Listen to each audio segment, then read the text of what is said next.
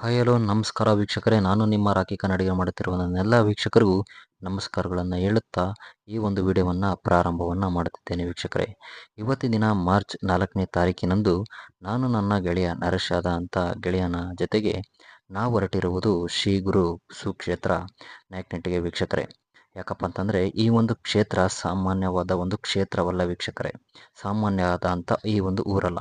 ಯಾಕಪ್ಪ ಅಂತಂದರೆ ಈ ಒಂದು ಕ್ಷೇತ್ರದಲ್ಲಿ ಶ್ರೀ ಗುರು ತಿಪ್ಪೇರುದ್ರ ಸ್ವಾಮಿಯವರು ನೆಲೆಸಿರುವಂತಹ ಮಹಾಪುಣ್ಯ ಕ್ಷೇತ್ರ. ವೀಕ್ಷಕರೇ, ಇಲ್ಲಿ ಸಾವಿರಾರು ಭಕ್ತರು ತಮ್ಮದೇ ಆದ ಒಂದು ಹರಕೆ ಮತ್ತು ತಮ್ಮದೇ ಆದಂಥ ಒಂದು ಭಕ್ತಿಯನ್ನು ಇಟ್ಟುಕೊಂಡಿರುವಂಥ ಈ ಒಂದು ಪುಣ್ಯಕ್ಷೇತ್ರವಾಗಿದೆ.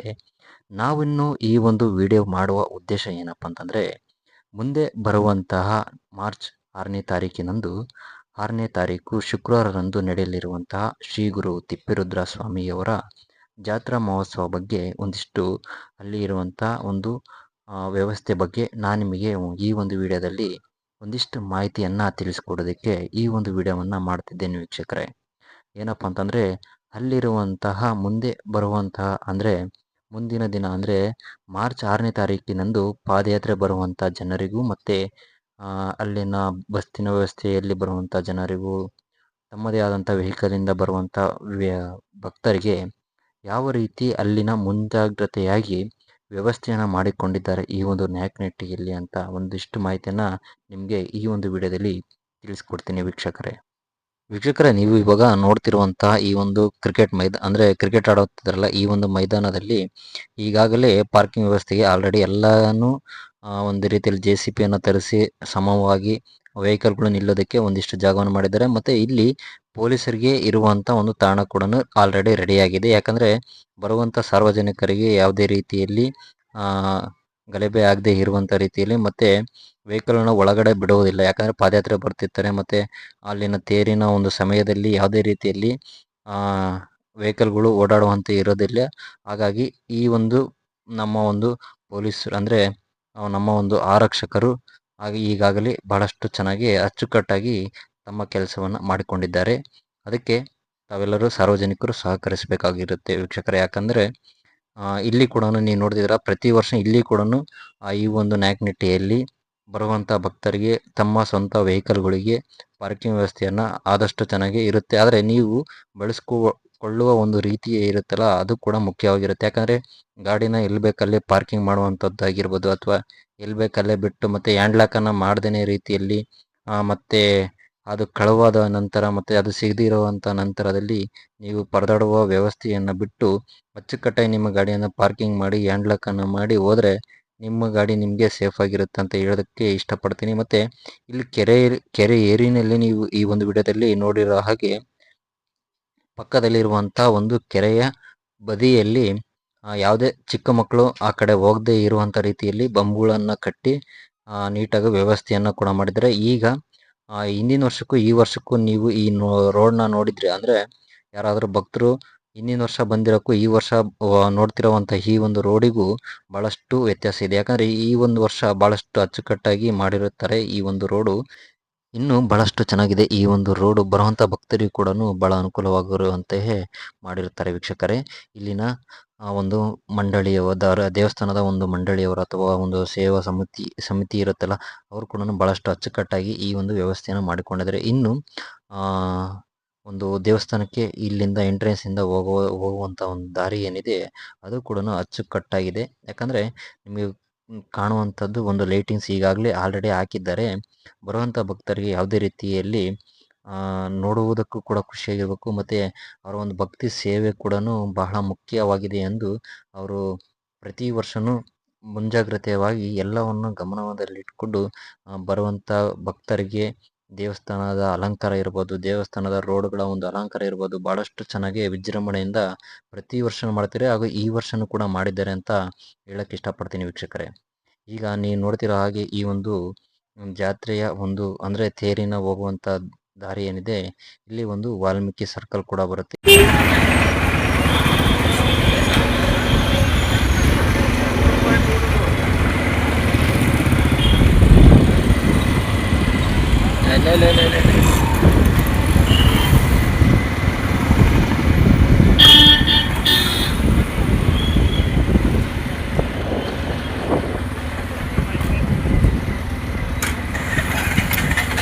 ಇವತ್ತಿಟ್ಟ ನೋಡಿದ್ನ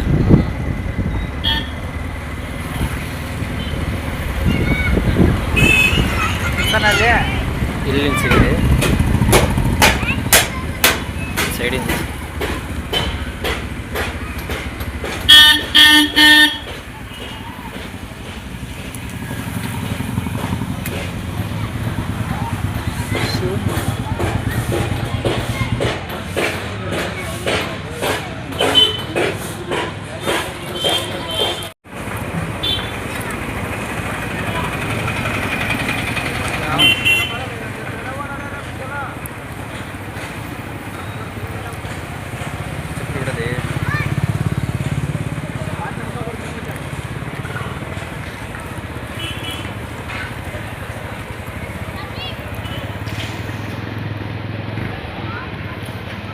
ಇಲ್ಲೇ ಮಾಡಿದೆ ಹಿಂಗೆ ಕೆಳಗೆ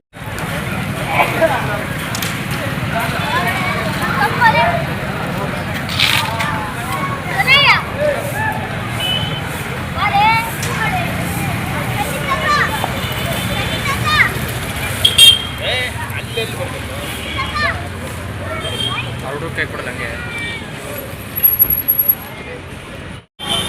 ನಾವೇ ನೋಡಿ ಪೇಂಟ್ ಹಾಕಿದ್ವಿ ಪೇಂಟ್ ಹಾಕಿದ್ವಿ ಪೇಂಟು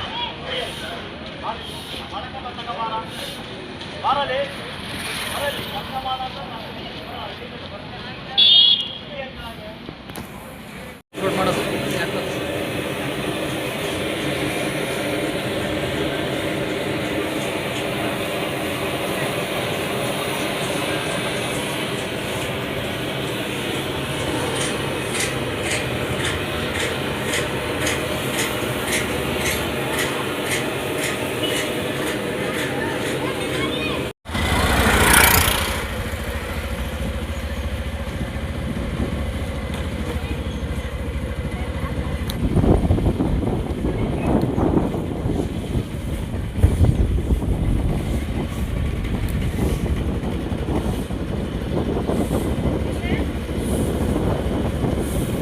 ಚೆನ್ನಾಗಿ ಕಣ ಬಂದಿದ್ದೀವಿ ಇವತ್ತು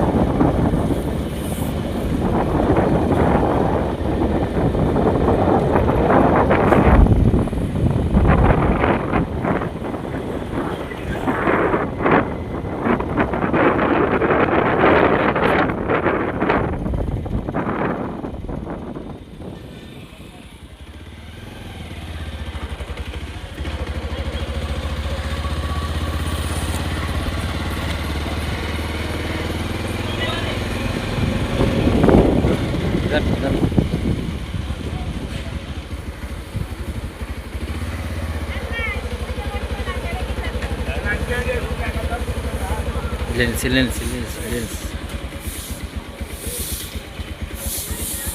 ಮಾಡಿದಷ್ಟು ನೀರು ಬಿಚ್ಚಿ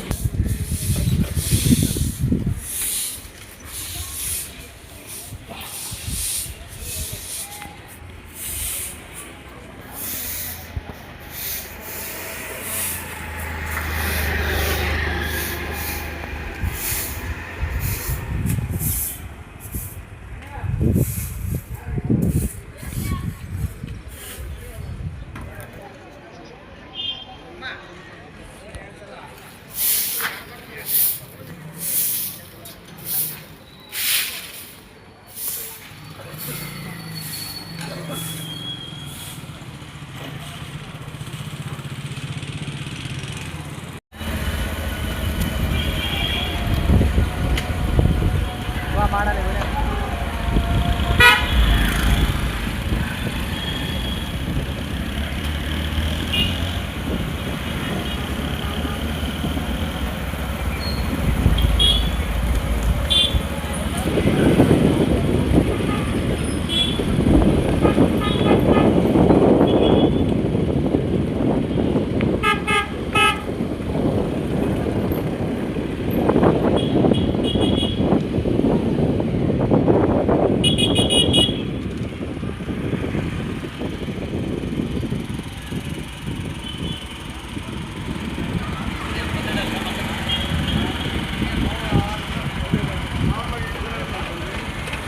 ಮನೆ ಎದುರಿಗೆ ಯಾರೋ ಗೊತ್ತಾಗಿದ್ದಾರೆ ಆ ಉದ್ದೇಶಕ್ಕೆ ಯಾರು ಬರಲ್ಲೇನೆ ಬರಲ್ಲ ಅವರು ನಮ್ಮಣ್ಣ ನಮಗೆ